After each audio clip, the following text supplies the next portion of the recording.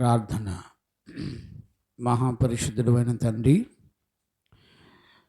ఈరోజు రాత్రి నీ దయా కనికరముల చేత, నీ కృప చేత మమ్మల్ని అందరినీ కృపతో జ్ఞాపకం చేసుకున్న నీ ప్రేమను బట్టి స్తోత్రాలు. ప్రభా, ఈ మాసంలో కూడా ఈ శుద్ధీకరణ కూటాల్లో నీ బిడ్డలమైన మమ్మల్ని అందరినీ ప్రేమించారు, మమ్మల్ని అందరినీ బ్రతకనిచ్చారు, మరణాన్ని సిగ్గుపరుస్తూ వచ్చారు, వ్యాధులను రోగాలను సిగ్గుపరుస్తూ వచ్చారు. అనంతమైన శాశ్వతమైన నీ ప్రేమను కనపరుస్తూ వచ్చారు నాయనా.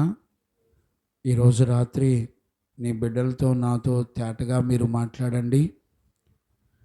అనాది నీ సంకల్పాన్ని సంపూర్ణంగా నెరవేర్చండి నాయనా. ఉపదేశం వాక్యము ద్వారా మీరు మాతో మాట్లాడుతూ ఉండగానే మా హృదయాలు, ప్రాణాత్మ, దేహ శరీరాలు పరిశుద్ధపరచబడినట్లుగా నీ కొరకు బ్రతికే ఒక శ్రేష్టమైన జీవితాన్ని కలిగి ఉండునట్లుగా నీ కృప దయచేయండి. ఈరోజు రాత్రి ఈ మొదటి సెక్షన్లో నీ చిత్తంలో ఉన్న బిడ్డలను మీరు నడిపించినందుకు స్తోత్రాలు. ప్రభా, నీ స్వరాన్ని వినడానికి కృప దయచేయండి. నీ శక్తి కలిగిన బలమైన స్వరాన్ని వింటూ ఉండగానే ప్రభా, నీ రాజ్యం కొరకై నిన్నెదుర్కొనే పరిశుద్ధులుగా నీ బిడ్డలమైన మమ్మల్ని అందరినీ చేయండి. 69వ కీర్తన ద్వారా మీరు మమ్మల్ని అందరినీ మీరు దర్శించి మాతో మీరు మాట్లాడండి. మీరు మాతో ఉండి నడిపించినందుకు కృతజ్ఞతాస్తుతులు చెల్లిస్తూ నీ నామ ఘనత కొరకై ఈ పరిచర్యలన్నీ కూడా మీరు జరిగిస్తున్నందుకు స్తోత్రాలు చెల్లిస్తూ, వాక్యము నీది, మేమందరము నీ పిల్లలునైనా ఈరోజు రాత్రి మీరు మాతో మాట్లాడి బలపరిచినందుకు స్తోత్రాలు చెల్లిస్తూ, వినే బిడ్డలకు గ్రహింపును దయచేయండి. అర్థం చేసుకునే మంచి హృదయాన్ని నీ బిడ్డలమైన మా అందరికీ దయచేయండి. 69వ కీర్తనలో ఉన్న సంగతులు, నీ హృదయంలో ఉన్న ఆలోచనలు యావత్తు నీ బిడ్డలమైన మమ్మల్ని అందరినీ దర్శించి మాతో మాట్లాడి బలపరిచినందుకు కృతజ్ఞతాస్తుతులు చెల్లిస్తూ యేసయ్య నిన్ను అడిగి పొంది ఉన్నాము తండ్రి, ఆమెన్. ప్రార్థన ఆలకించి కృపనిచ్చిన యేసయ్యకు స్తోత్రము చేయదమో. స్తోత్రం, స్తోత్రం, స్తోత్రం, స్తోత్రం, స్తోత్రం. తండ్రి, కుమార, పరిశుద్ధాత్మ దేవునికి స్తోత్రము చేయదమో. స్తోత్రం, స్తోత్రం, స్తోత్రం, స్తోత్రం, స్తోత్రం. ఆమెన్. రైట్. దేవునికి మహిమ కలుగునుగాక. Praise the Lord. చూడండి అన్న, ఈ 3 దినాలు శుద్ధీకరణ కూటాల్లో మనమందరం కూడా పరిశుద్ధుడైన దేవుని చేత బోధించబడి నడిపించబడదుముగాక. ఆమెన్. చూడండి అన్న, ఈ కీర్తనల పుస్తకంలో మనందరం ప్రతి శుద్ధీకరణ కూటాల్లో ప్రతి ఆదివారం కీర్తనల పుస్తకాలు నేర్చుకుంటూ ఉన్నాము. గత 4-5 సండేలుగా 6 సండేలుగా మనం మంచి మనస్సాక్షిని గురించి నేర్చుకుంటూ వచ్చాం. ఈరోజు ఈ 3 దినాలు శుద్ధీకరణలో 69వ కీర్తన ధ్యానం చేయడానికి దేవుడు మన కొరకు సిద్ధపరిచి ఇచ్చాడు.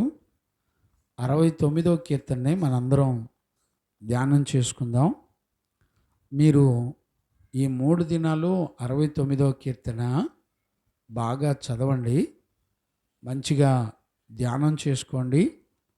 దేవుని ఆత్మ మనలను దర్శించి మనతో మాట్లాడుతూ ఉంటుంది. దేవునికి మహిమ కలుగునుగాక. చూడండి అన్న, ఈ కీర్తన ఎవరు రాశారో పరిశుద్ధ లేఖనాల్లో చక్కగా మనందరం కూడా చూడొచ్చు. చూడండి నాన్న, 69వ కీర్తన ఎవరు రాశారో చదవండి. ప్రధాన గాయకునికి శోషనీయులను రాగము మీద పాడదగినది దావీదు కీర్తన. దావీదు యొక్క కీర్తన. చూడండి, ప్రధాన గాయకుని చేతిలోకి వెళ్ళింది ఈ కీర్తన. ప్రధాన గాయకుడు పరిశుద్ధ స్థలములో ఉండి చక్కగా దేవుని ఆరాధిస్తూ ఉంటాడు. అలా ఆరాధించే వారిలో ఈ కీర్తన దేవుని సన్నిధికి చేరి ప్రధాన గాయకుడైన దేవుని స్తుతించే యాజకుడు పాడుతున్నాడు ఈ పాట. చూడండి, ఇది చక్కటి కీర్తన. ఇది యేసుక్రీస్తును గూర్చినటువంటి, ఆయన గూర్చినటువంటి ప్రవచనాలు కలిగినటువంటి కీర్తన. ఈ కీర్తన మనకి గనుక తెలియకపోతే మన బ్రతుకులో దేవుని యొక్క చిత్తమును, దేవుని యొక్క సంకల్పమును, ఆయన గూర్చినటువంటి సత్యమును మనం గ్రహించలేం, చూడలేం, వినలేం. గమనించండి, ఈ 69వ కీర్తన చాలా శ్రేష్టమైంది. ఇది గనక మనం గ్రహించుకోకపోతే, ఈ కీర్తనలో ఉన్న సంగతులు గనక మన జీవితంలో గుర్తుపట్టకపోతే, మనం ప్రభు యొక్క రాకడలో ఎత్తబడడం అనేది అసంభవమైనటువంటి విషయం, గుర్తుపట్టలేం. అందుకనే ఈ 69వ కీర్తన చాలా విలువైన కీర్తన. చూడండి, ఈ 69వ కీర్తనలో మొత్తం 36 వచనాలు ఉన్నాయి, 36 వర్సెస్ ఉన్నాయి. 68వ కీర్తనలోనేమో 35 వచనాలు ఉన్నాయి. 69వ కీర్తనలో 36 వచనాలు ఉన్నాయి. 36 వచనాల్లో ఇక్కడ మొత్తం 3 భాగాలుగా మనం విభజించుకోవచ్చు. ఈ 3 భాగాల్లో మొట్టమొదటిది మొదటి వచనం నుండి 12 వచనాల వరకు ఒక భాగం, 13 వచనం నుండి 29 వచనాల వరకు ఒక భాగం, 30వ వచనం నుండి 36 వచనాల వరకు ఒక భాగం. మనం మొత్తం 3 భాగాలుగా ఈ 69వ కీర్తన మనం డివైడ్ చేసుకోవచ్చు. చూడండి, మనందరం చాలా జాగ్రత్తగా దీన్ని గ్రహించుకోవడానికి పరిశుద్ధాత్మ దేవుడు మనందరికీ సహాయం చేసి నడిపించునుగాక. ఈ కీర్తన దావీదు రాశాడు. ఈ దావీదు రాసిన కీర్తనలో 69వ కీర్తన మొదటి వచనం నుండి 12 వచనాల వరకు తనకున్నటువంటి స్థితిని గూర్చి దేవునితో చెప్పేటువంటి విషయాలు. మనం ఈ 12 వచనాల వరకు చదువుకుంటే అసలు ఈ కీర్తన రాసిన వ్యక్తి, అంటే ఈ కీర్తనలో ఉన్నటువంటి వ్యక్తి అసలు బ్రతుకుంటాడా చనిపోతాడా అని కూడా అర్థం కాదు. చాలా గొప్ప ఆశ్చర్యాన్ని కలగజేస్తుంది. మనం ఈ వచనాలన్నీ మొదటి వచనం నుండి 12 వచనాల వరకు చదివితే, ఇక్కడ ఈ వచనాల్లో ఉన్న పరిస్థితులను గనక మనం చూస్తే ఖచ్చితంగా ఈ పరిస్థితులు ఏ వ్యక్తి మీదకి వచ్చినాయో ఆ వ్యక్తి బ్రతికి ఉండటం అనేది అసంభవమైనటువంటి విషయం. రెండవదిగా మనం చూస్తే 13వ వచనం నుంచి 29వ వచనం వరకు గనక మనం చూస్తే తన పరిస్థితులు అన్నిటి కొరకు ప్రార్థించిన అనుభవాన్ని చూడొచ్చు. 1 నుంచి 12 వచనాల వరకు తను ఏ స్థితిలో ఉన్నాడో చెప్తున్నాడు. 13 నుంచి 29 వరకు తనున్న స్థితిలో ప్రార్థించడం నేర్చుకున్నాడు. 30వ వచనం నుండి 36 వచనాల వరకు మనం చూస్తే దేవాది దేవుని ఘనపరిచి ఆయనను స్తుతించి ఆరాధిస్తున్నాడు. అంటే ఒక రకంగా దేవుని కార్యాలను, దేవునిని పొగుడుతూ ఆనందిస్తూ సంతోషిస్తూ ఉన్నాడు. ఈ 69వ కీర్తనలో ఈ 3 అంశాలు ప్రాముఖ్యమైనటువంటి అంశాలు. ఈ కీర్తన రాసింది ఎవరు అంటే దావీదు రాశాడు. రైట్. ఈ కీర్తనలో ఉన్న వాళ్ళు ఎవరో, వాళ్ళ పరిస్థితులు ఎలాగున్నాయో, వాళ్ళ పరిస్థితుల్లో వాళ్ళు ఎలాగో ప్రార్థన చేస్తున్నారో, ప్రార్థన ద్వారా దేవుడు ఎలా వారిని విడిపించాడో, అందుకు వాళ్ళు ఎలా కృతజ్ఞతాస్తుతులు చెల్లిస్తూ దేవుణ్ణి పొగుడుతున్నారో ఈ 69వ కీర్తనలో చక్కగా రాయబడి ఉంది. దేవునికి మహిమ కలుగునుగాక. Praise Lord. ఇప్పుడు చూడండి, మనం మొదటి వచనం నుండి 12 వచనాల వరకు చదువుకుందాం. అందులో ఉన్న విషయాలు మనం నేర్చుకుందాం. చదువునానా? దేవా, జలములు నా ప్రాణము మీద పొర్లుచున్నవి. జలములు నా ప్రాణం మీద పొర్లుచున్నవి. నన్ను రక్షింపుము. నన్ను రక్షింపుము. నిలుక ఇయ్యని అగాధమైన దొంగ ఊబిలో, ఇలుక ఇయ్యని అగాధమైన దొంగ ఊబిలో దిగిపోవచ్చున్నాను. ఇలుక ఇయ్యని అంటే అర్థం ఏంటంటే, ఇలుక అంటే నిలుక అమ్మా నిలుక సరే, నిలుక అనే మాటకు అర్థం ఏంటంటే నిలబడడానికి చోటు లేని పరిస్థితి అని అర్థం. నిలుక అంటే నిలబడడానికి కాలు కింద ఆధారం ఏది దొరకని పరిస్థితి అని అర్థం. అగాధమైన దొంగ ఊబిలో మునిగిపోయేటప్పుడు కాలు మోపటానికి ఆధారం ఏది లేదంట. అంటే పూర్తిగా మునిగిపోతున్నాడు. అది దాని అర్థం నిలుక అంటే. రైట్, చదువునాను. నిలుక ఇయ్యని అగాధమైన దొంగ ఊబిలో, అగాధమైనటువంటి దొంగ ఊబిలో నేను దిగిపోవచ్చున్నాను. అగాధ జలములలో నేను దిగబడిపోయి ఉన్నాను. వరదలు నన్ను ముంచివేయుచున్నవి. నేను మొరపెట్టుట చేత అలసిపోయి ఉన్నాను. నా గొంతుక ఎండిపోయెను. నా దేవుని కొరకు కనిపెట్టుట చేత నా కన్నులు క్షీణించిపోయెను. నిర్నిమిత్తముగా నా మీద పగపట్టేటువంటి వారు నా తల వెంట్రుకల కంటే విస్తారముగా ఉన్నారు. అబద్ధమును బట్టి నాకు శత్రువులై నన్ను సంహరింపగోరువారు అనేకులు. నేను దోచుకొనని దానిని నేను ఇచ్చుకొనవలసి వచ్చెను. చూడండి నాన్న, మీరు చదివేటప్పుడు ఆ పదాలకు అర్థం ఏంటో ఆలోచిస్తూ ఉండండి. ఒకసారి అమ్మాయి చదువుతుంది, ఒకసారి నేను కూడా చదువుతున్నాను. 2 సార్లు వినబడుతుంది. కొంచెం లోతుగా జాగ్రత్తగా ఆలోచిస్తూ ఉండండి. కంటిన్యూ చేయనా? 5వ వచనం. దేవా, నా బుద్ధిహీనత నీకు తెలిసే ఉన్నది. నా అపరాధములు నీకు మరుగైనవి కావు. ప్రభువా, సైన్యములకు అధిపతియగు యెహోవా నీ కొరకు కనిపెట్టుకుని వారికి నా వలన సిగ్గుపడనీయకుము.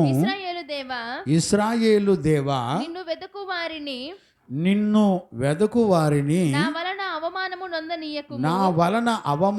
నొందనీయకుము. నీ నిమిత్తము నేను నింద నొందిన వాడనైతిని. నీ నిమిత్తము సిగ్గు నా ముఖమును కప్పెను. నా సహోదరులకు నేను అన్యుడనైతిని. నా తల్లి కుమారులకు పరుడనైతిని. నీ ఇంటిని గూర్చిన ఆసక్తి నన్ను భక్షించుచున్నది. నిన్ను నిందించిన వారి నిందలు నా మీద పడి ఉన్నవి. కన్నీరు విడువగా ఉపవాసముండి నేను కన్నీరు విడువగా అది నాకు నిందాస్పదమాయెను. అది నాకు నిందాస్పాదమాయెను. నేను గోనెపట్ట వస్త్రముగా కట్టుకొనినప్పుడు నేను గోనెపట్ట వస్త్రముగా కప్పుకొనినప్పుడు వారికి హాస్యాస్పదుడనైతిని. వానికి హాస్యాస్పదుడనైతిని. గుమ్మములలో కూర్చుండువారు గుమ్మములలో కూర్చుండువారు నన్ను గూర్చి నన్ను మాటలాడుకొందురు. గూర్చి మాటలాడుకొందురు. త్రాగుబోతులు నన్ను గూర్చి త్రాగుబోతులు మాటలు నన్ను గూర్చి పాటలు పాడుదురు. చాలు. నేను ఇంతగా చదివించడానికి గల కారణం ఏంటంటే, ఇందులో ఉన్న వచనాలు చదువుతున్నప్పుడు ఆ పరిస్థితులు ఒక వ్యక్తి మీదకు వస్తే ఆ వ్యక్తి బతుకుతాడండి? ఒకసారి ఆలోచించండి. ఆ వ్యక్తి బ్రతుకుంటాడంటారా? సజీవుల లెక్కలో ఉంటాడంటారా? కొంచెం ఆలోచించండి. ఒకసారి ఈ కీర్తన రాసింది దావీదు. దావీదు జీవితంలో ఏం జరుగుతుందో మనం ఈ వచనాలను బట్టి చూడవచ్చు.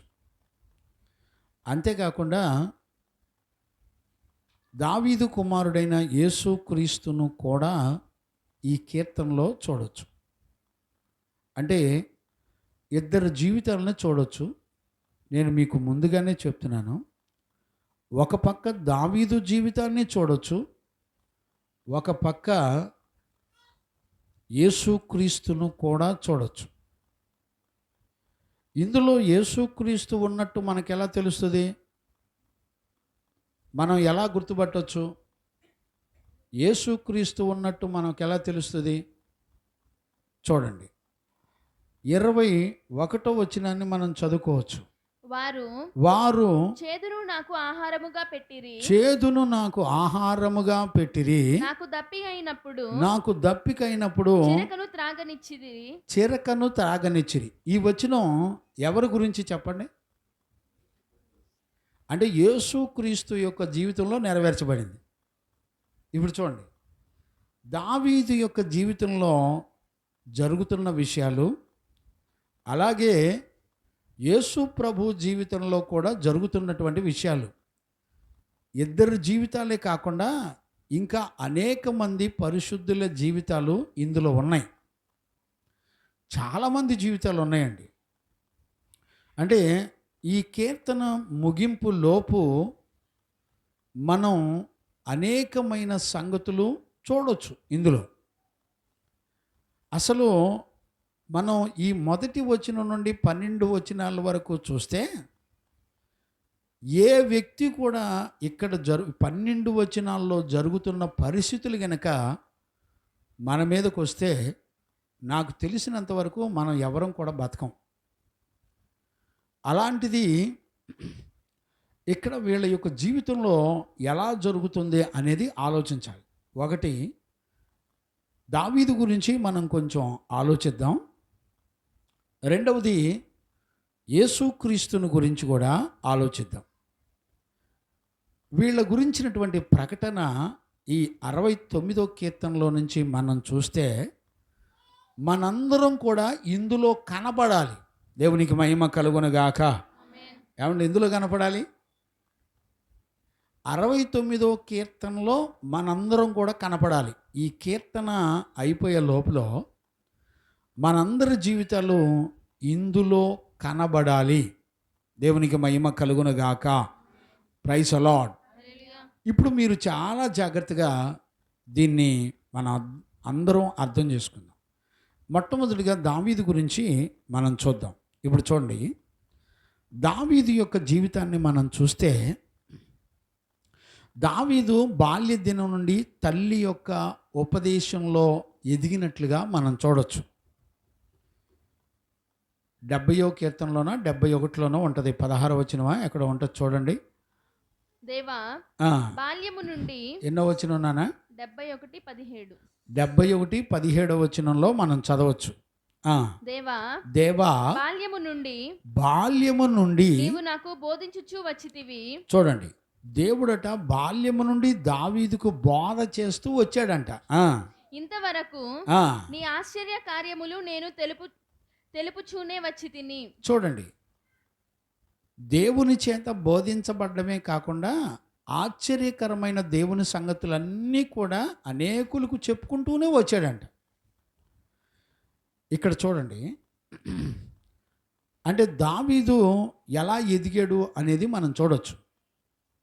దావీదు ఎలా ఎదిగాడంటే బాల్య దినం నుండి తల్లి తండ్రుల యొక్క ఉపదేశ క్రమంలో ఎదిగాడు దావీదు. ఈరోజు ఈ పరిస్థితులు చూస్తే 69వ కీర్తనలో ఉన్న పరిస్థితులు చూస్తే బాల్య దినం నుండి వాక్యంలో ఎదిగినటువంటి వాళ్ళల్లో ఈ పరిస్థితులు ఉండొచ్చండి. చాలామంది ఏమంటారు తెలిసిన, ఏదైనా శ్రమ సంభవించింది అనుకోండి, వీడేం పాపం చేశాడో. అంతేనా సురేష్ గారు? పొరపాటున సంఘంలో ఎవరైనా మానేశారనుకోండి, దైవజనుని దేవుని ఆత్మ వదిలిపెట్టింది, దేవుడు ఆ సంఘాన్ని వదిలిపెట్టాడు, అందుకనే సంఘ పిల్లలందరూ కూడా మానేస్తున్నారు అని చెప్తున్నారండి బయట పబ్లిసిటీలు. గమనించారా? ఏమండి, దావీదు బాల్యదినం నుంచి ఉపదేశంలో ఎదిగినోడు. ఇంకొక అద్భుతమైన విషయం చెప్పనా, దావీదు తల్లిదండ్రుల యొక్క బోధ ప్రకారం వాళ్ళ మాట విని ఎదిగాడని రాయబడి ఉందండి. చూడండి, అన్నదమ్ములంతా యుద్ధ వీరులుగా సైనికులుగా ఉంటే దావీదు ఒక్కడే అరణ్యంలో గొర్రెలు కాసుకుంటున్నాడు. తండ్రి ఒక 100 గొర్రెలను కొనిపెట్టి, దావీదుని వెళ్ళి అరణ్యంలో గొర్రెలు కాయంటే, అదేంటి డాడీ, అన్నయ్య వాళ్ళందరూ మంచి యుద్ధ వీరులుగా ఉన్నారు కదా, నేను కూడా యుద్ధం నేర్చుకుంటాను, సైన్యంగా ఎదుగుతాను అని అడగట్లా. దావీదు ఏమంటున్నాడు తెలిసిన, నాన్నగారు మీరు ఏది చెప్తే అది చేస్తాను చెప్పండి అన్నాడు.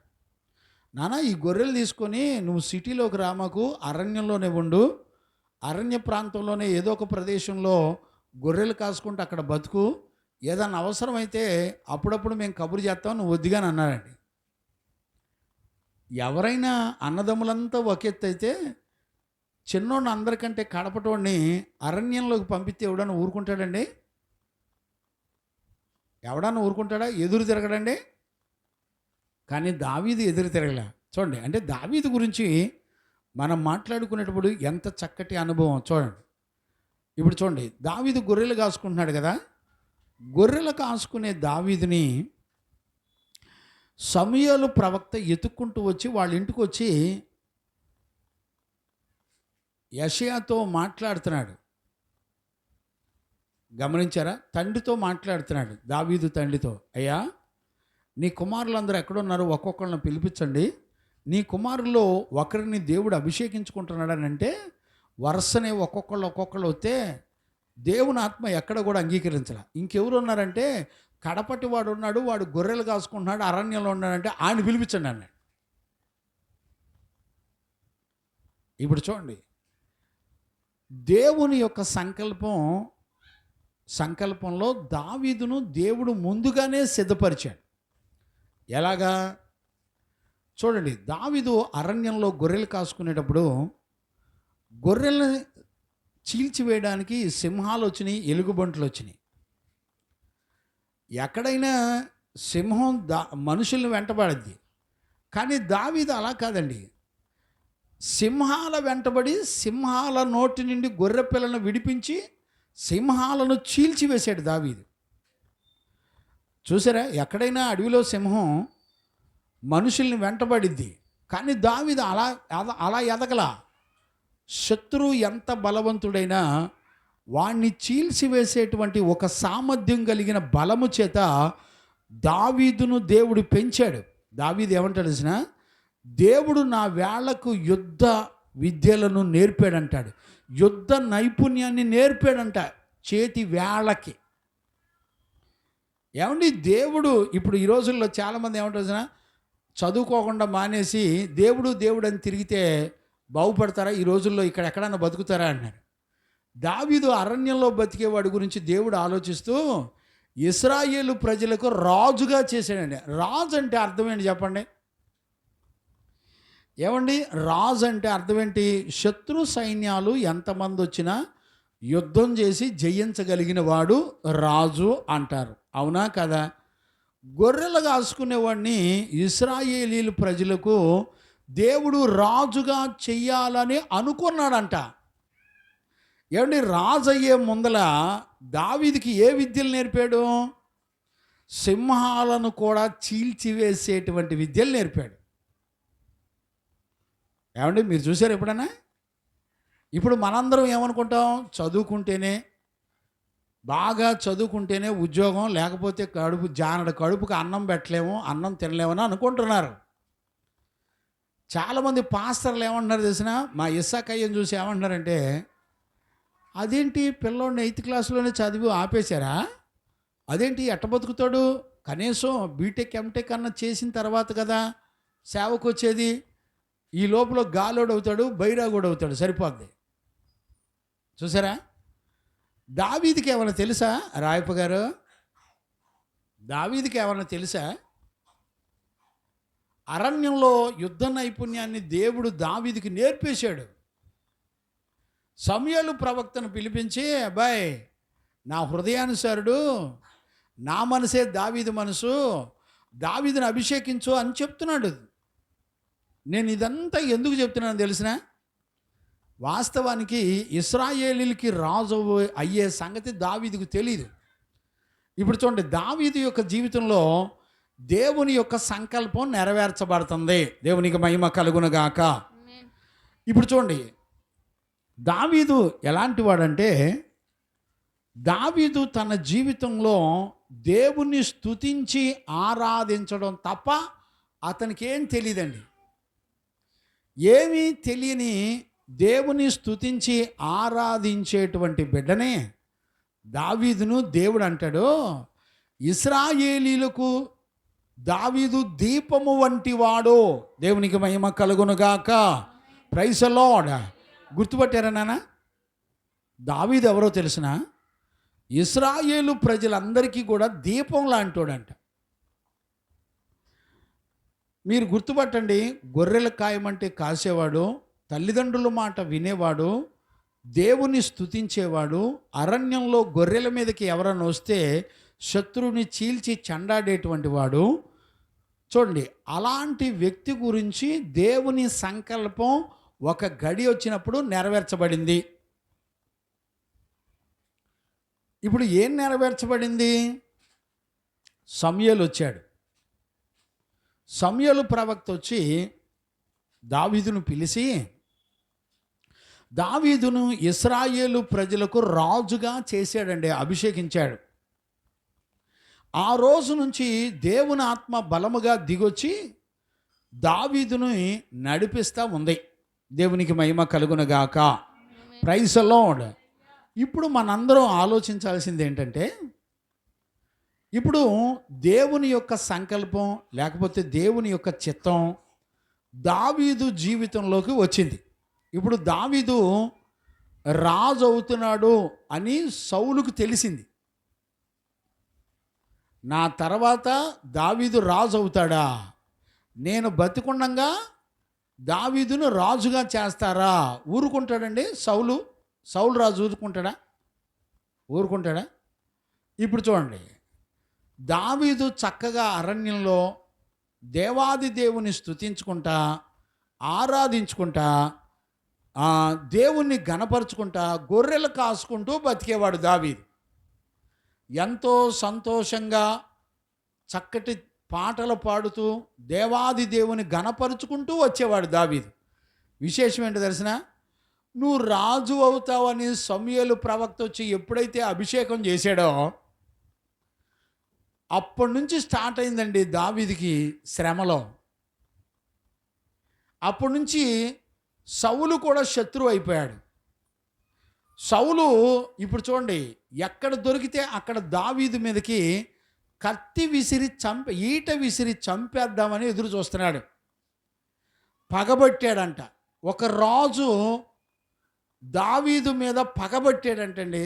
దావీదు వయసు ఎక్కడా, రాజు వయసు ఎక్కడా? మీరు చూసారా? రాజు వయసు ఎక్కడా, దావీదు వయసు ఎక్కడా? ఒక రాజు దావీదు మీద పగబట్టాడు. ఇప్పుడు చూడండి శ్రమలు ఎట్ట స్టార్ట్ అయినాయో. ఇప్పుడు నేను ఒక ప్రశ్న అడుగుతాను, దావీదుకి శ్రమలు ఎందుకు వచ్చాయి చెప్పండి. రాయప్ప గారు, దావీదుకి శ్రమలు ఎందుకు వచ్చినాయండి? దావీదు ఎక్కడైనా నేను రాజునవుతానని కోరుకున్నాడా? ఎక్కడన్నా నేను రాజునవుతాను, నేను ఇశ్రాయేలు ప్రజలందరినీ పరిపాలిస్తానని అన్నాడా? వాళ్ళ నాన్నగారు గొర్రెలు కాసుకోమంటే అరణ్యంలోకి వెళ్ళి శుభ్రంగా గొర్రెలు కాసుకుంటూ సంతోషంగా బతుకుతున్నాడు, అంతేనా కాదా? సంతోషంగా బ్రతికేటువంటి దావీదు యొక్క జీవితంలో ఇప్పుడు రాజులే శత్రువులు అయిపోయారు. అర్థమైందండి? దావీదు ఎక్కడ దొరుకుతాడా చంపేద్దామని 10,000 మంది పైన శత్రువులు వెంటబడి తరుముతున్నారంట. ఏమండి, ఇప్పుడు మీకు ఒక నిజం చెప్పనా? ఇప్పుడు దుర్బోధ అంటే ఏంటో చెప్పనా? చాలామంది పాస్టర్లు, సంఘస్థులు చాలామంది ఏమంటారు చూసినా, మీరు గుడికి రండి మీ కష్టాలన్నీ పోతాయి అంటారు. ఏమండి, నిజాన్ని మాట్లాడుకుందాం, సత్యాన్ని మాట్లాడుకుందాం. ఇప్పుడు దావీదు యొక్క జీవితంలోకి దేవుని యొక్క చిత్తం వచ్చింది. దేవుని యొక్క చిత్తం ఏంటి? సౌలును తొలగించి దావీదును రాజుగా చేయాలి. ఇది దేవుని యొక్క సంకల్పం, దేవుని యొక్క చిత్తం. దేవుని యొక్క చిత్తం దావీదు జీవితంలో ప్రారంభమైనప్పుడు దావీదు శ్రమలు అనుభవించాడా, సుఖభోగాలు అనుభవించాడా? అండి, శ్రమలు అనుభవించాడా, సుఖభోగాలు అనుభవించాడా? ఎందుకు చెప్పండి? ఒక మనిషి జీవితంలో మీరందరూ గుర్తుపెట్టుకోండి, ఒక మనిషి జీవితంలో దేవుని యొక్క సంకల్పం కనుక వస్తే, దేవుని యొక్క చిత్తం కనుక జరగడం ప్రారంభం అయితే వెంటనే ఏం జరుగుతుందో తెలిసిన? నీ జీవితంలో శ్రమలు వచ్చి పడతా ఉంటాయి. ఇప్పుడు దావీదు ఎలాంటి పరిస్థితులను చెప్పుకుంటున్నాడో చూడండి. దావీదు ఇదే 69వ కీర్తనలో 1వ వచనం నుండి 12 వచనాల వరకు చదివితే, ఈ వచనాల్లో ఉన్న పరిస్థితులు చూసినప్పుడు ఏ మనుష్యుడు కూడా బ్రతకడానికి వీలు లేనటువంటి పరిస్థితులు ఉంటాయండి. అంత భయానకమైన పరిస్థితులు ఉంటాయి. నేను చదివినప్పుడు నేను చాలా కన్ఫ్యూజ్ అయ్యాను. నేను కూడా 2-3 సార్లు చదివాను. ఆ టెక్స్ట్లో ఉన్నటువంటి నడక నాకు అర్థం కాల. మరలా 4వసారి చదివేటప్పుడు నాకు అర్థమైంది, అసలు దావీదును గురించి, యేసుక్రీస్తును గురించి ఈ ప్రకటనలో దేవుడు ఎందుకు ఈ కీర్తనలో రాయించాడు. అంతేకాకుండా ఇప్పుడు వాక్యం వింటున్నాం కదా, మనందరి బ్రతుకులు కూడా ఇందులో ఉన్నాయి. ఈ 69వ కీర్తనలో మనందరి బ్రతుకులు కూడా ఉన్నాయి. ఒకవేళ 69వ కీర్తనలో సురేష్ అయ్య గారు 69వ కీర్తనలో మనం గనక లేవనుకోండి, మనకి దేవుని రాజ్యం లేదు. మరి మీ అందరికీ ఎంతవరకు అర్థమవుతుందో నాకు అర్థం కావట్లే. ఏమండి, వింటున్నారండి? అర్థమవుతుందండి? మీరందరూ నమ్మారో విశ్వసించారో మీకే అర్థం కావాలి. నమ్మటం వేరు, విశ్వసించడం వేరు. నమ్మటం అంటే అర్థం ఏంటి? రాయప్ప గారు మంచి భక్తిపరుడు అనే మాట నమ్ముతారు అందరూ, కానీ రాయప్ప గారు జీవించినట్టు జీవించాలంటే కష్టం. అర్థమైందండి? ఇప్పుడు యోబు ఉన్నాడు, యోబు పరిశుద్ధుడండి, నీతిమంతుడండి అని చెప్తాం, మనందరం కూడా నమ్ముతాం. కానీ యోబు జీవితంలోకి వచ్చిన పరిస్థితులు మన జీవితంలో కూడా వచ్చి అవి అనుభవించడానికి మనం సిద్ధంగా ఉంటామండి? ఒప్పుకుంటామా? దాన్నే విశ్వసించడం అంటారు. నమ్మటం వేరు, విశ్వసించడం వేరు. నమ్మిన తర్వాత విశ్వసించడం అనేది ఖచ్చితంగా జరిగి తీరాలి. అంటే విశ్వసించడం వెనక దేవుని క్రియలు ఉంటాయి. దేవునికి మహిమ కలుగునుగాక. Praise the Lord. దేవునికి మహిమ కలుగునుగాక. ఇప్పుడు గుర్తుపట్టారా? దేవునికి మహిమ కలుగునుగాక. ఇప్పుడు చూడండి, దావీదు అంత చక్కటి అభిషేకించబడి ఇశ్రాయేలు ప్రజలకు రాజు అయిన తర్వాత తన జీవితాన్ని పరీక్షిస్తే అన్నీ శ్రమలేనండి. శ్రమలు, యుద్ధాలు, బాధలు, నిట్టూర్పులు ఎన్నో అనుభవించారు. ఇప్పుడు ఇక్కడ మనం 69వ కీర్తనలో ఉన్న ఒక్క కీర్తనలో ఉన్న పరిస్థితులు చూస్తేనే మనం తల్లడిల్లిపోతాం. అసలు ఈ పరిస్థితులు వచ్చిన వాడు ఎవరో కూడా బ్రతకరో. అలాంటి పరిస్థితుల్లో మనం కూడా ఉండాలి అని అంటే ఎవరన్నా ఒప్పుకుంటారండి? ఇప్పుడు 69వ కీర్తనలో ఉన్న విషయాలు కృపారాజయ్య ఒకవేళ మన జీవితంలో కూడా అనుమతించబడితే బాగుండు అనే మనసు ఎవరికన్నా ఉంటుందా? ఒప్పుకుంటారు ఎవరన్నా? ఒప్పుకుంటారా? ఒప్పుకోరండి. ఒకవేళ మనకి ఈ స్థితి లేకపోతే మనందరం దావీదుకు కలిగిన, లేకపోతే యేసయ్యకి కలిగిన, మన పితరులకు పరిశుద్ధులకు కలిగిన పాలు పంపుల్లో మనకు కూడా పాలు పంపులు ఉండవండి. దేవునికి మహిమ కలుగునుగాక. Praise the lord. హల్లెలూయా. కాబట్టి ఈరోజు రాత్రి మనందరం కూడా ఈ విషయాలన్నీ కూడా తేటగా చూడాలి లేఖనాల్లో. ఇప్పుడు లేఖనాల్లో 12 వచనాల్లో ఉన్నటువంటి విషయాలు టకాటక చదవండి. నేను కొంచెం క్లుప్తంగా చెప్పి ఒక్కొక్క వచనం ధ్యానం చేద్దాం. దేవునికి మహిమ కలుగునుగాక. ఇప్పుడు చదువునానా 69వ కీర్తన 1వ వచనం నుండి మరొకసారి చదువుకుందాం. దేవా జలములు నా ప్రాణము మీద పొర్లుచున్నవి. ఇప్పుడు చూడండి, ఇక్కడ మనందరం చూస్తున్నాం కదా, 1వ వచనంలో దేవా జలములు నా ప్రాణం మీద పొర్లుచున్నవి, నన్ను రక్షింపుము. ఇప్పుడు చూడండి, నన్ను రక్షింపుము అన్నాడు కదా. వాస్తవానికి ఈ పదం అలా లేదండి. మీరు వాడుక భాష బైబిల్లో చూడండి. మొట్టమొదట ఏమని ఉంటుందంటే, దేవా నన్ను రక్షించుము అని ప్రారంభిస్తాడు. ఇప్పుడు ఏ పరిస్థితుల్లో ఉంటే ఒక వ్యక్తి దేవా నన్ను రక్షించని కేకేస్తాడు చెప్పండి? యాక్చువల్గా ఎవరైనా మొరపెట్టేటప్పుడు, లేకపోతే ఎవరినైనా బతిలాడేటప్పుడు ముందల తన పరిస్థితులని చెప్తారు. అయ్యా నేను ఇట్లా శ్రమలో ఉన్నాను, నాకు ఇలా బాధ కలిగింది, నేను ఇలాంటి నిట్టూర్పుల్లో ఉన్నాను, కనుక దయచేసి నన్ను రక్షించండి అంటారు చివరిలో. అంతేనా కాదా? ఇది వాస్తవం. కానీ వాస్తవానికి ఇక్కడ లేఖనాల్లో, లేకపోతే హీబ్రూలో కానివ్వండి, లేకపోతే వాడుక భాష బైబిల్లో మీరు చూడండి, 2-3 రకాల లాంగ్వేజ్ బైబిల్లో కూడా చూస్తే అక్కడ ఏముంటుందంటే మొట్టమొదటి మాట దేవా నన్ను రక్షించు అని ఉంటుంది. అంటే వాస్తవానికి ఇప్పుడు దావీదుకున్న పరిస్థితులు ఏంటంటే, తనకున్న పరిస్థితులు కూడా చెప్పి నన్ను కాపాడు అని అడగటానికి కూడా ఛాన్స్ లేదండి. అంటే అడిగే సమయం కూడా లేని పరిస్థితిలో దావీదు నన్ను రక్షించు ప్రభు అంటున్నాడు. అంతే, ముందల అయ్యా ముందల నువ్వు నన్ను రక్షించు అని అంటున్నాడు. ఇప్పుడు మనందరి మనస్సాక్షి కూడా అంతే ఉంటుంది. ఏమంటే నా హృదయంలో ఉన్న బాధ అంతా దేవునికి తెలుసు, అందుకని నేను మొరపెడుతున్నాను, నేను అడుక్కుంటున్నాను అని అంటాం. అంటే నువ్వు అడుక్కోవడానికి ముందల నీ పరిస్థితి ఏంటమ్మా తెలియాలిగా, అని దేవునికి తెలుసులండి అంటాం మనందరం. అట్లానే దావీదు కూడా తన పరిస్థితులు ఏంటో చెప్పట్లా. ప్రభా నా దేవా నన్ను రక్షించు అంటున్నాడు. అంటే నాకు అర్థమైన విషయం ఏంటంటే, అంటే నేను వాడుక భాష బైబిల్ చదివినప్పుడు నాకు వెంటనే అర్థమైన విషయం ఏంటంటే, అసలు దావీదుకి జరుగుతున్న పరిస్థితులు కూడా దేవునికి చెప్పుకునేంత టైం కూడా లేదండి.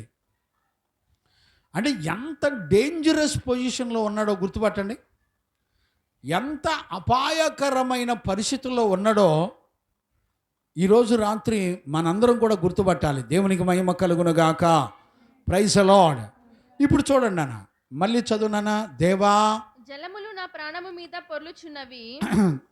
ఇక్కడ ఇట్లా చదువు, దేవా నన్ను రక్షింపుము అని ఇప్పుడు చెప్తున్నాడు.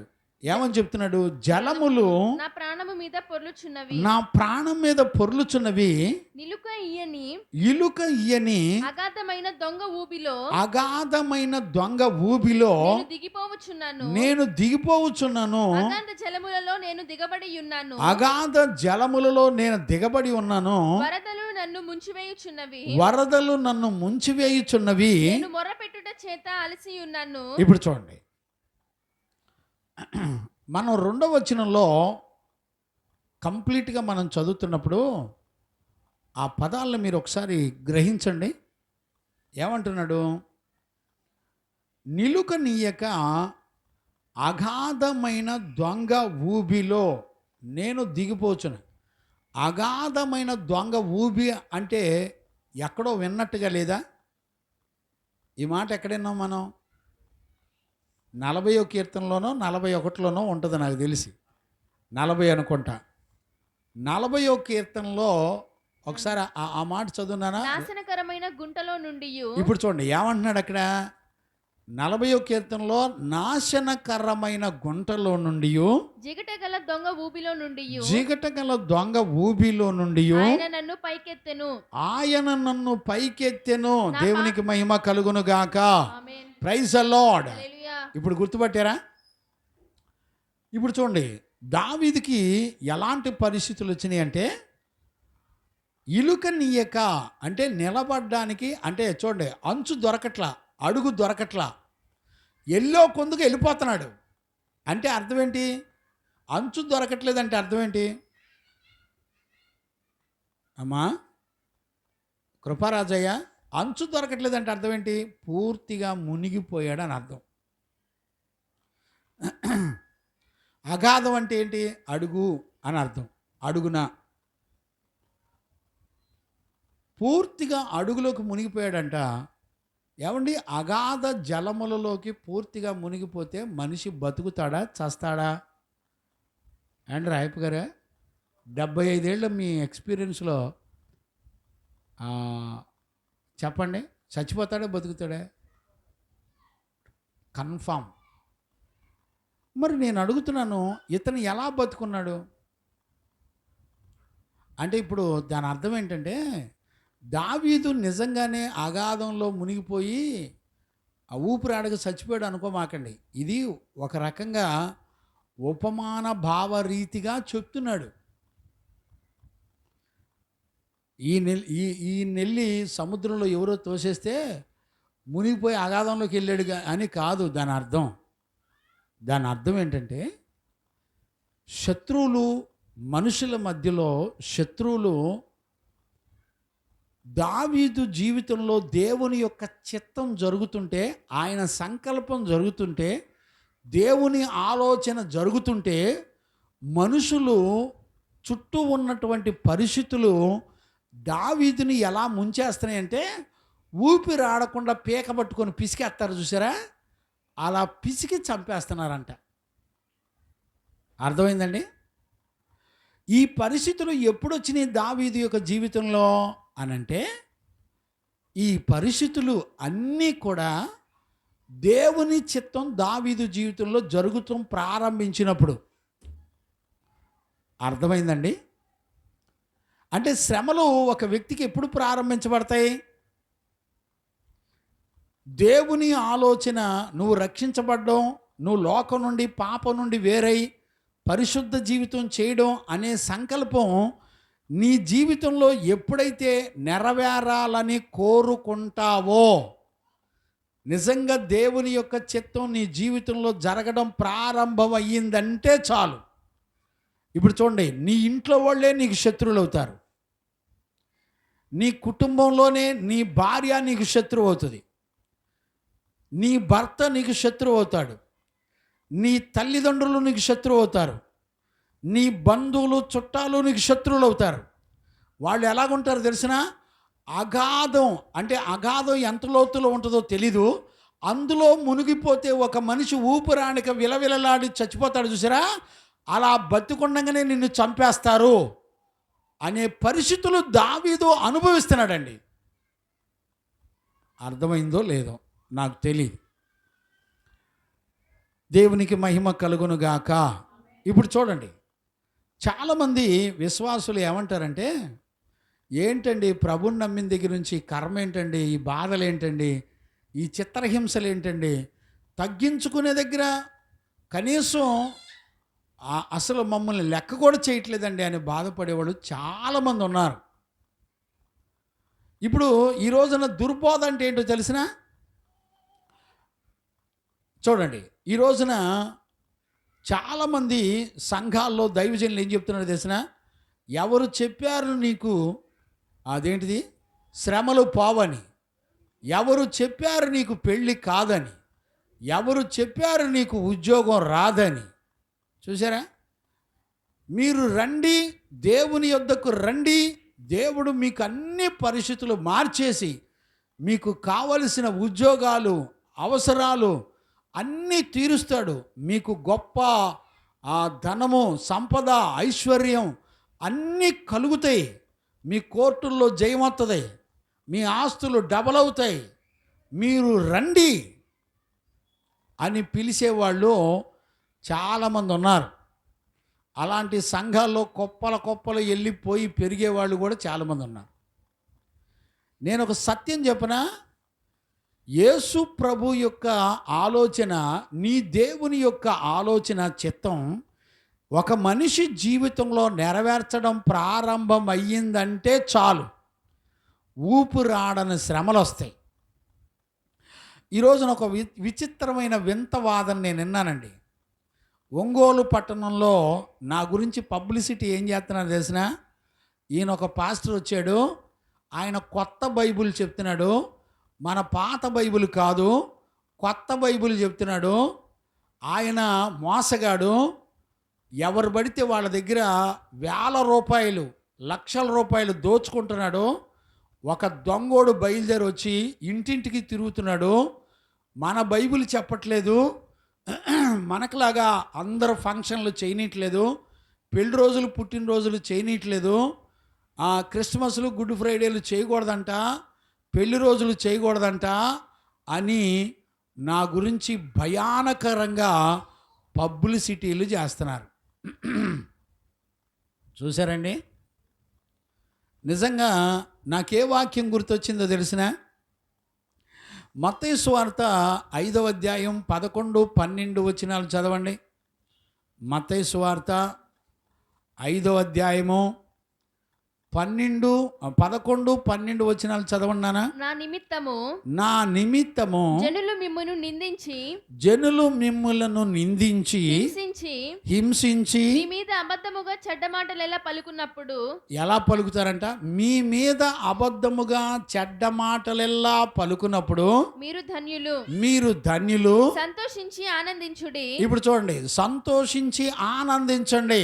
పరలోకమందు మీ ఫలము అధికమగును. ఏమండి? పరలోకమందు మన ఫలం అధికమవుద్దంటండి. ఇప్పుడు యేసు ప్రభు ఏమని చెప్పాడు తెలిసిన?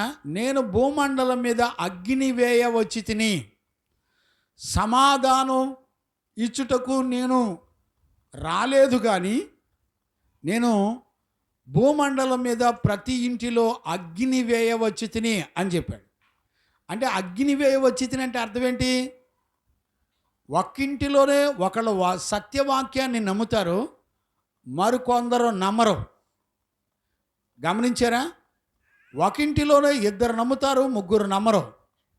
2కి 3 వేరై ఉంటారు, 3కి 2 వేరై ఉంటారు. ఏమండి?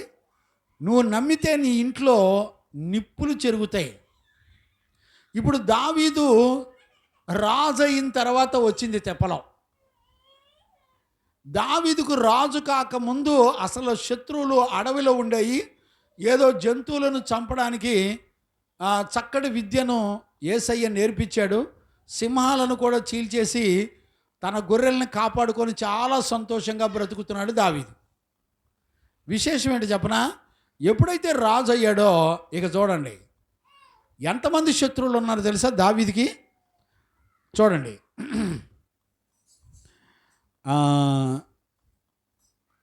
4వ వచనం చదవండి నాన్న. నిర్నిమిత్తముగా నా మీద పగపట్టువారు నా తల వెంట్రుకల కంటే విస్తారముగా ఉన్నారు. ఇప్పుడు చూడండి, తల వెంట్రుకల కంటే విస్తారం అంటే తల వెంట్రుకలు ఎన్ని ఉంటాయి సుమారుగా? నాకు తెలిసి 1,00,00,000 ఉంటాయేమో అనుకుంటున్నా.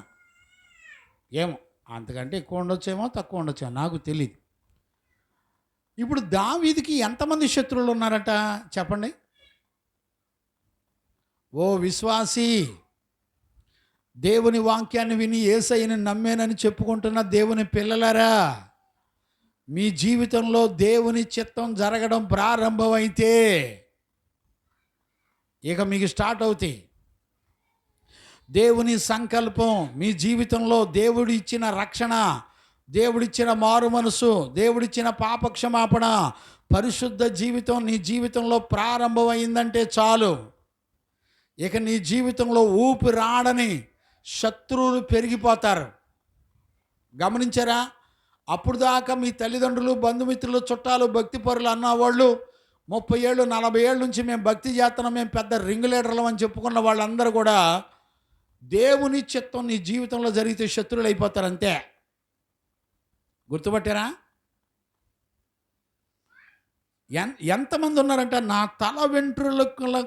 తల వెంట్రుకల కంటే విస్తారముగా ఉన్నారు, పగబట్టినోళ్ళే అంతమంది ఉన్నారంట. అబద్ధమును బట్టి నాకు శత్రువులై నన్ను సంహరింపగోరు వారు అనేకులు. చూడండి, అబద్ధాలు చెప్పిన మాటలు విని దావీదుని సంహరించే వాళ్ళు అనేక మంది ఉన్నారంట. ఏమండి, ఇలాంటి జీవితం మనకు కూడా జరగాలని ఎవరన్నా అనుకుంటారండి? మీకు ఒక రహస్యం చెప్పనా? నిజంగా నీ జీవితంలో దేవుని యొక్క సంకల్పం గనుక, దేవుని యొక్క చిత్తం గనుక స్టార్ట్ అయ్యిందంటే నిజంగండి నీ జీవితంలో నిన్నెవ్వడం నమ్మడం.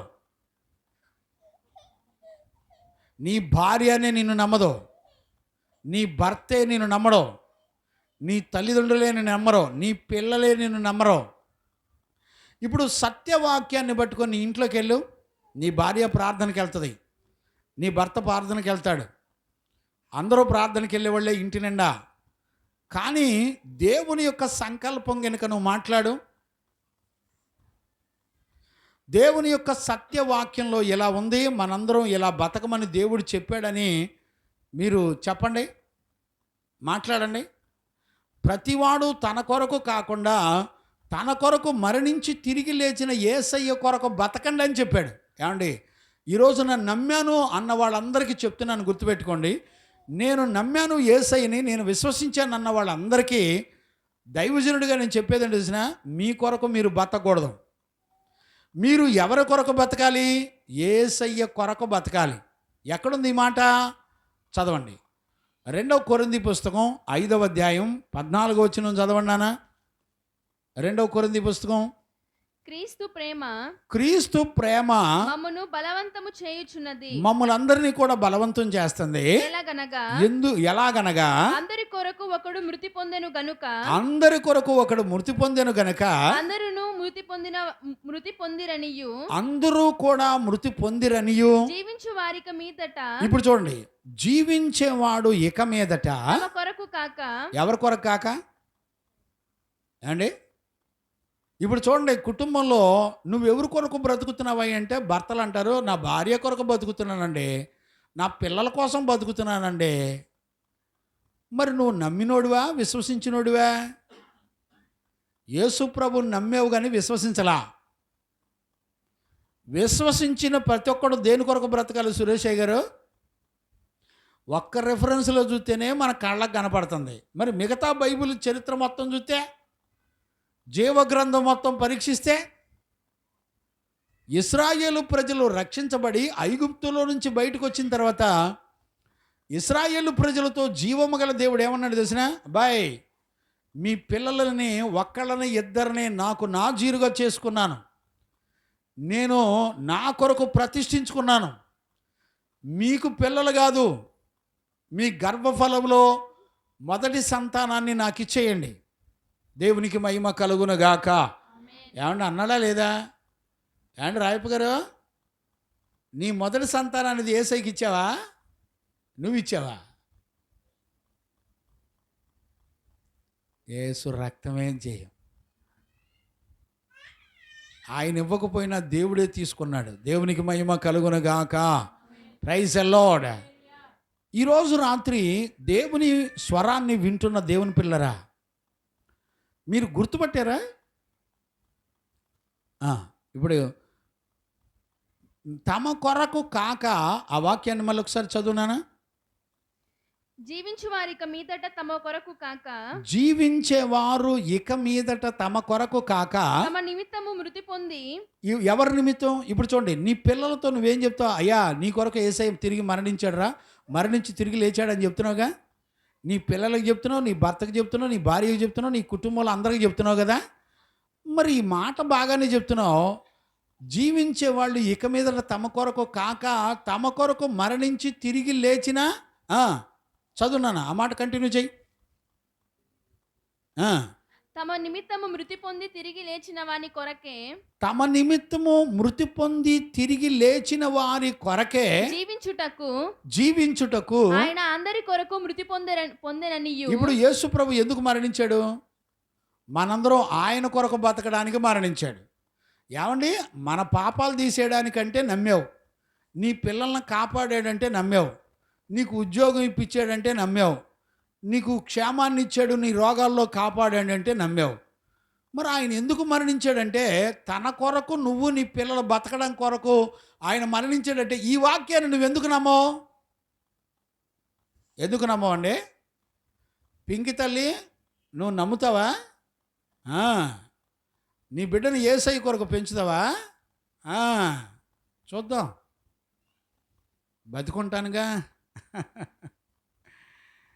దేవునికి మహిమ కలుగునుగాక. Praise the Lord. ఈరోజు రాత్రి వాక్యం వింటున్న దేవుని పిల్లరా, మీరు ఎవరి కొరకు బ్రతకాలి? ఈ వాక్యాన్ని ఎత్తిపట్టి రోజు ప్రార్థన చేయండి. మీకు ఉన్నది విశ్వాసమో నమ్మకమో తెలిసిపోద్ది. మీరు నమ్మారు, యేసు ప్రభుని నమ్మారు అంతే, సంఘాన్ని దైవజనుల్ని నమ్మారు అంతే. మా పాస్టర్ గారు మంచోడు అంటే మంచోడు, యేసు ప్రభు మంచోడు అంటే మంచోడు, కానీ విశ్వసించలా అంటే అర్థం ఏంటి? విశ్వసిస్తే ఆ జీవితం చేయాలి. విశ్వసించిన వాడు యేసయ్య కొరకు బతకాలి. బతుకుతారండి?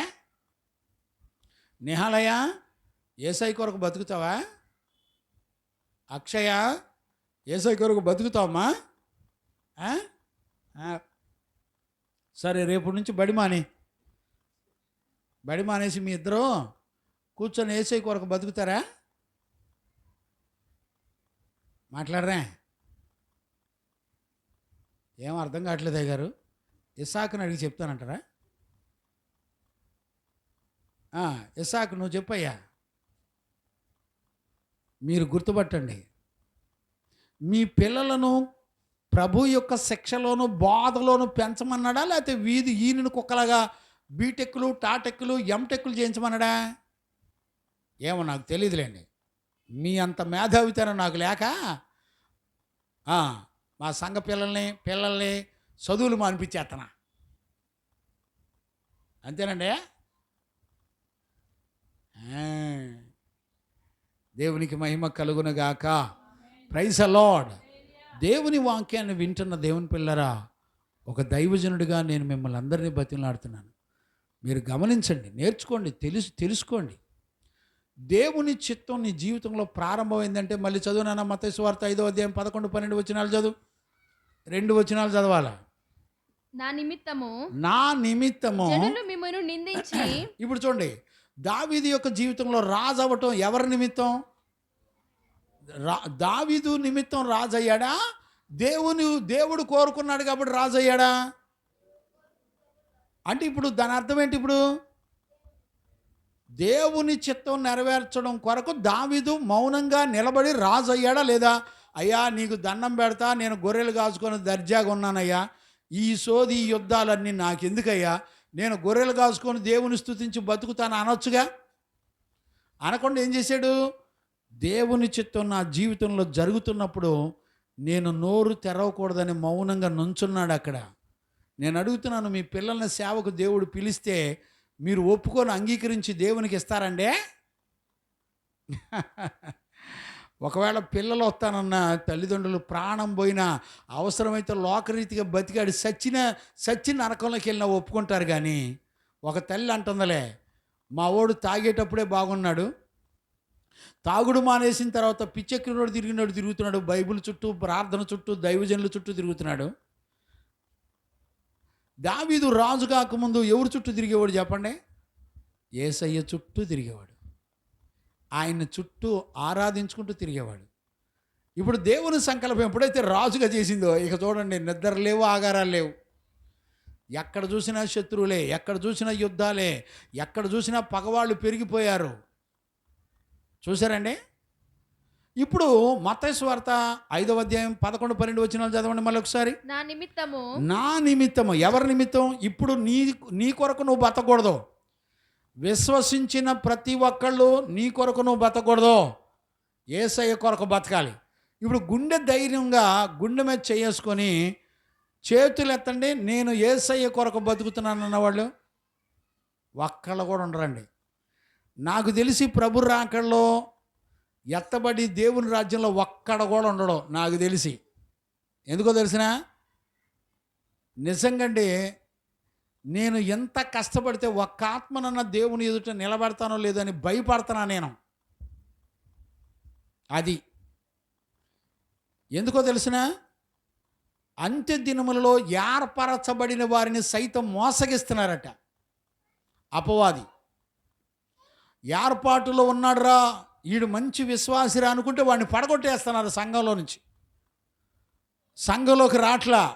ఇప్పుడు వీళ్ళంతా ఏ సంఘంలోకి వెళ్తారో తెలిసిన? అపోస్తులు సంఘాలకు చెప్పని బోధ, దుర్బోధ. అర్థమైందండి? బైబిల్లో అపోస్తులు ఏం చెప్పారు తెలిసిన? మేము ప్రకటించిన సువార్త కాకుండా వేరొక సువార్త పరలోకం నుండి దేవదూత వచ్చి చెప్పినా మీరు నమ్మొద్దు, వాడు శపించబడును గాక అని రాశాడండి. గలతీ పత్రిక 1వ అధ్యాయం 6వ వచనం నుంచి 9 వచనాలు చదువుకోండి. నాకు టైం లేదు, నేను ముగించాలి. మీరు ఇంటి దగ్గర చదువుకోండి ఆ వాక్యాలన్నీ. గమనించారా?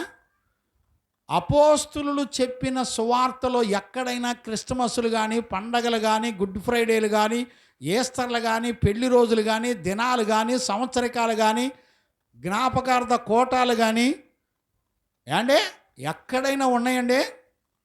ఎక్కడైనా వాళ్ళు ఎక్కడైనా సంఘాల్లో బోధించారా? ఇవాళ ఈ రోజున నేను అమ్మా పరిశుద్ధులు సంఘాలకి ఇలాంటివి నేర్పలేదంటే ఏమన్నారు తెలిసిన?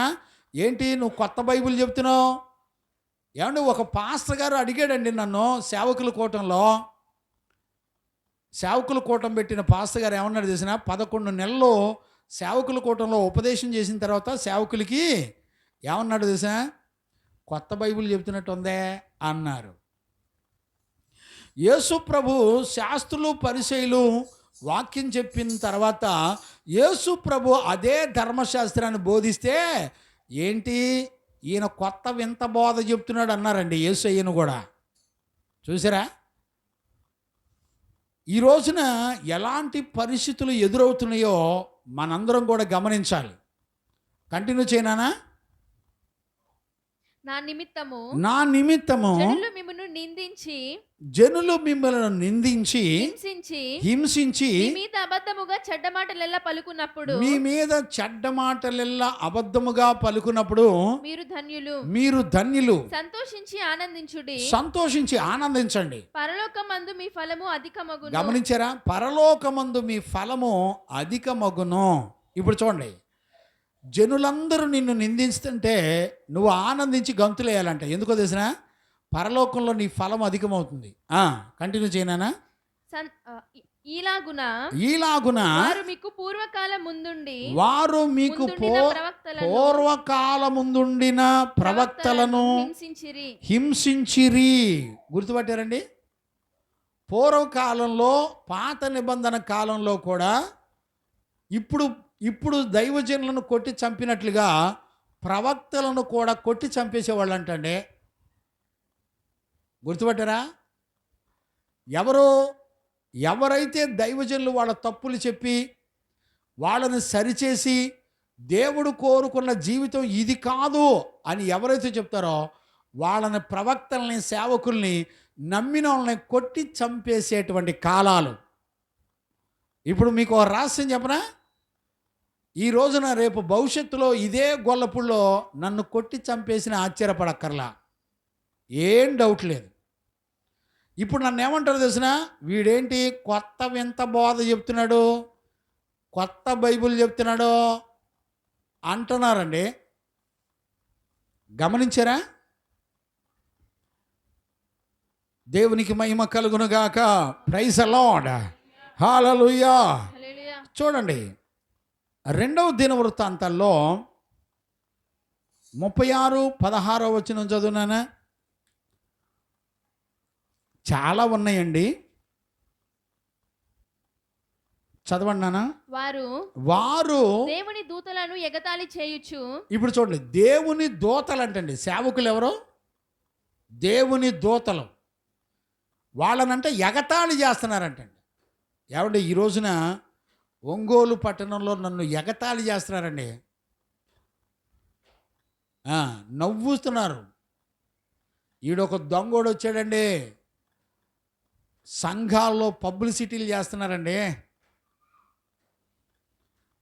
వారానికి 1 రోజు 2 రోజులు ఒంగోలు ప్రయాణమై వెళుతున్నాను, నా కొరకు ప్రార్థన చేయండి. చేస్తారా? చేయరు. ఎవడో ఒకడు కొట్టి చంపితే ఓ పని అయిపోద్ది. చూసారా? నిందలు రాకూడదు. నిజంగా మన జీవితంలో గనక దేవుని సంకల్పం గనక, దేవుని ఆలోచన గనక జరుగుతుందంటే ఖచ్చితంగా నీ జీవితంలో నిందలు, శ్రమలు, నిన్ను కొట్టి చంపడం ఇవన్నీ జరుగుతాయండి. ఇప్పుడు చూడండి, సేవకుల కూటంలో నెలకొక కూటం పెడుతున్నాం కదా, నెలకొక రోజు సేవకుల కూటం పెడుతున్నాం కదా. సేవకులు అందరూ ఏమంటున్నారు తెలిసిన, ఏమండి మరీ ఇలా బోధిస్తే ఎలాగండి,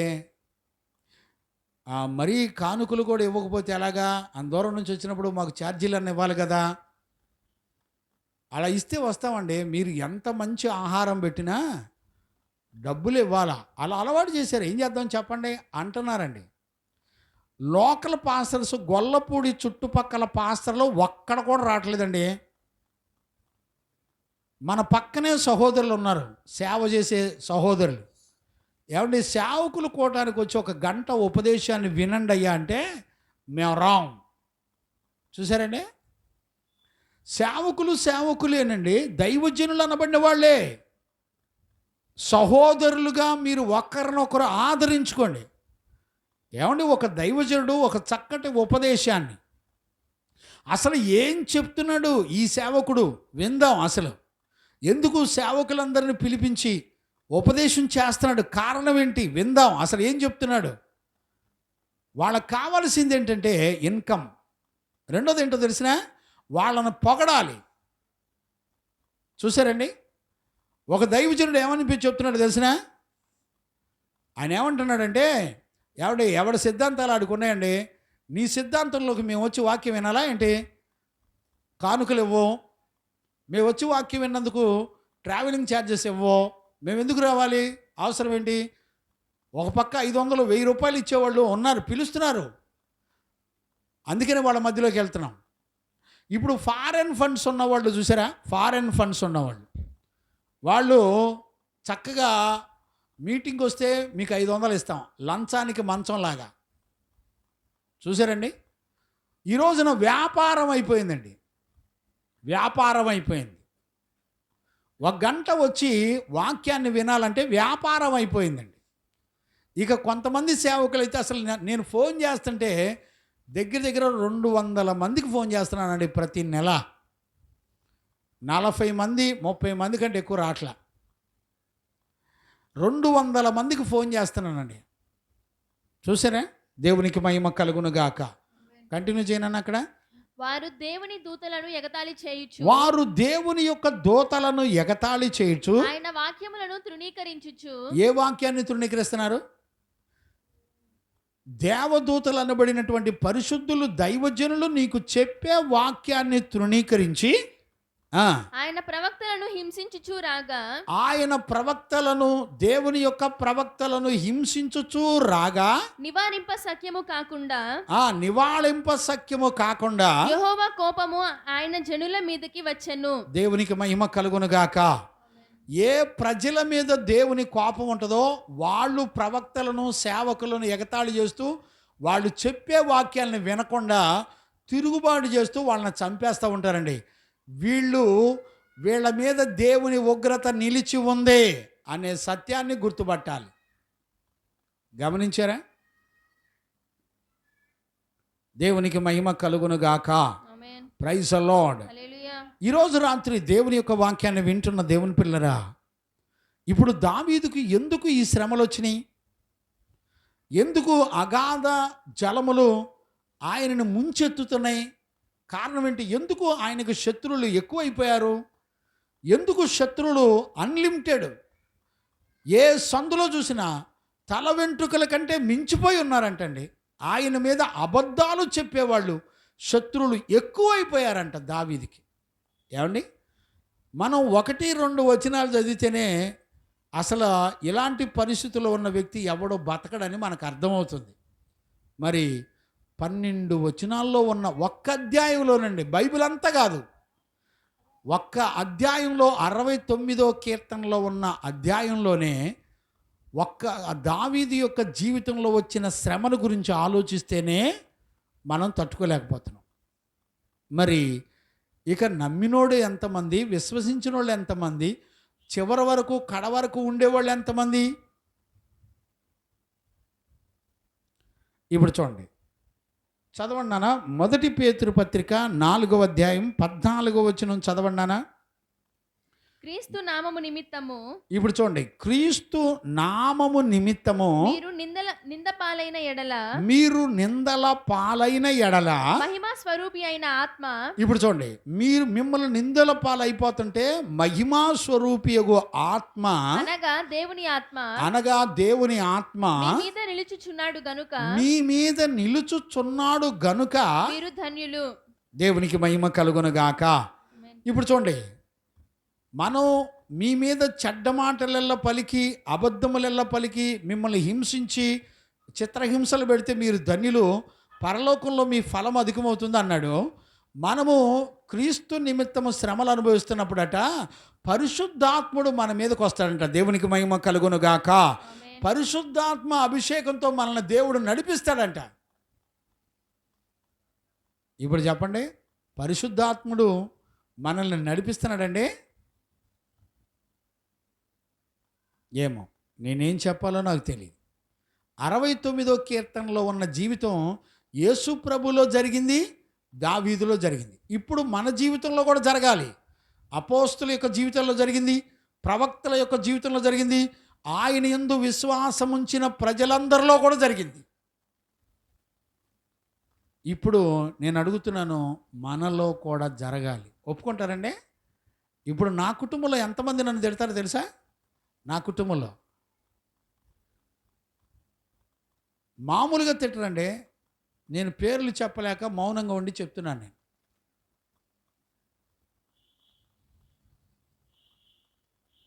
మౌనంగా తలంచుకుంటున్నాను. దేవునికి మహిమ కలుగునుగాక. నిందలు, అవమానాలు ఎందుకు? ఇదంతా దేవుని చిత్తం ఎవరిలో అయితే జరుగుతుందో వాళ్ళల్లో నిందలు, అవమానాలు, శ్రమలు వస్తాయి. ఇప్పుడు దావీదుకి ఎందుకు అంతమంది శత్రువులు అయ్యారంటే దేవుని చిత్తం ద్వారా అతడు రాజు అయ్యాడు. దేవునికి మహిమ కలుగునుగాక. ఇశ్రాయేలు ప్రజలకు దీపం అయ్యాడు, పరిశుద్ధుడయ్యాడు.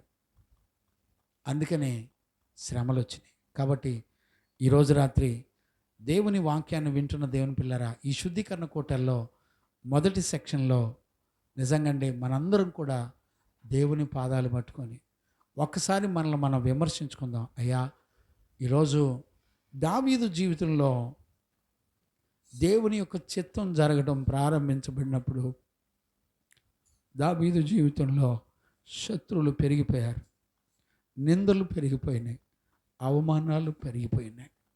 ఈరోజు రాత్రి వాక్యాన్ని వింటున్న దేవుని పిల్లరా, నీ జీవితంలో కనుక దేవుని యొక్క సంకల్పం, దేవుని యొక్క చిత్తం కనుక జరిగితే ఖచ్చితంగా నిన్ను నిందిస్తారు. నీ ఇంట్లో వాళ్ళే నీకు శత్రువులు అయిపోతారు. నడి వీధుల్లో నిన్ను అవమానించి కొడతారు, హింసిస్తారు. ఈ రోజున సత్య సువార్తను ప్రకటించి ఎంతోమంది పిల్లలు ఇలాంటి కఠినమైన బోధ మాకు అక్కర్లేదని వదిలిపెట్టి వెళ్ళిపోతుంటే కొంతమంది ఏమంటున్నారో తెలిసిన, ఈ పాస్టర్ గారిని దేవుని ఆత్మ వదిలిపెట్టింది, ఇతడు పనికిరాడు, ఇతని జీవితం అయిపోయింది, ఇతను చచ్చిపోతాడని ఎగతాళి చేస్తున్నారండి. ఏమండి, దేవుడు కోరుకున్న జీవితం చేయటం చేతగాక వెళ్ళిపోతున్నారండి. చూసేవాళ్ళు ఉన్నారండి, నమ్మేవాళ్ళు ఉన్నారా? ఈరోజు రాత్రి, ఈరోజు నిజంగా నీ జీవితంలో దేవుని చిత్తం నెరవేరుతుందా? దేవుని సంకల్పం నెరవేరుతుందా? అందం మోసకరం అంటే నిన్ను నువ్వు తగ్గించుకొని నువ్వు జీవించగలుగుతున్నావా? యేసు ప్రభు ఆయన 10,000లో అతి సుందరుడైనటువంటి వాడు, మహాపరిశుద్ధుడు. ఆయన సొగసైన స్వరూపమైన లేనివాడిగా, ఆయనకు రూపం ఆకారం మనుషులు చూడనలేని వాడిగా మారిపోయాడు ఆయన. ఈరోజు నువ్వు ఫెయిర్ అండ్ లవ్లీ రాస్తున్నావు, నువ్వు పౌడర్లు రాస్తున్నావు, సెంట్లు రాస్తున్నావు, వెండి బంగారాలతో అలంకరించుకుంటున్నావు. నీకు సోకులు కావాలి. నీ తండ్రి నీ కొరకు ప్రాణం పెట్టి ఆయనలాగా నువ్వు జీవించాలని నిన్ను రక్షించుకున్నాడే. నీ కొరకు నువ్వు బ్రతకడానికి నిన్ను కాపాడుకోలేదు దేవుడు. ఆయన కొరకు నువ్వు బ్రతకాలి. ఆయన చిత్తం నీ జీవితంలో జరగటం కొరకు బ్రతకాలా? ఇదిగో జనులు నిన్ను నిందిస్తారు, అవమానిస్తారు. నీ కుటుంబంలో బంధువులు చుట్టాలు నిన్ను అవమానిస్తారు, ఎగతాళి చేస్తారు, గెంటేస్తారు. ఈరోజు రాత్రి వాక్యం వింటున్న దేవుని పిల్లరా, ఒక చిన్న ప్రార్థన చేసుకో. నీ పిల్లల్ని దేవునికి ఇమ్మంటే ఒప్పుకుంటారా? నువ్వు పండగలో ఆచారాలు మానేసి దేవుని వాక్యం అపోస్తులు సంఘాలకి ఏది బోధించారో సత్య సంబంధమైన బోధ వింటున్నప్పుడు నీ మీదకి నిందలు శ్రమలు వస్తున్నప్పుడు తట్టుకుంటున్నావా? నిలబడుతున్నావా? దావీదు నిలబడ్డాడండి. యేసయ్య జీవితంలో కూడా అదే పరిస్థితులు వచ్చాయి. ఒకసారి 69వ కీర్తన నా జీవితంలో కూడా నెరవేరితే బాగుండు అనుకో, నువ్వు ధన్యుడు అవుతావు. మరణాన్ని సిగ్గుపరిచి దేవుడు నిన్ను నిత్య జీవంలోకి అర్హుడుగా చేస్తాడు. ప్రార్థన చేసుకుందాం. మహాపరిశుద్ధుడైన తండ్రి, ఈరోజు రాత్రి మొదటి శుద్ధీకరణ కూటాల్లో 69వ కీర్తనలో ఉన్న సత్యాన్ని మాకు బోధిస్తూ మాతో మాట్లాడుతూ వచ్చావు నాయన. మా బ్రతుకులో కూడా 69వ కీర్తనలు జరగకపోతే మేము నీ రాజ్యంలో ఉండలేమని ఎంతో స్పష్టంగా మాతో మాట్లాడుతూ వచ్చావు. నీ పాదాలు పట్టుకొని నిన్ను స్తుతిస్తున్నాను. విన్న బిడ్డలందరి హృదయాలను బలపరచండి. వారందరూ అనేక మంది నూతన ఆత్మల్ని నడిపించడానికి వాళ్ళ నోర్లు తెరవండి. రాని బిడ్డల కొరకు ప్రార్థించేవారిగా చేయండి, మొరపెట్టేవారిగా చేయండి. నీతి నిమిత్తం నిందలు హింసలు పడ్డానికి కృపదయచేయండి.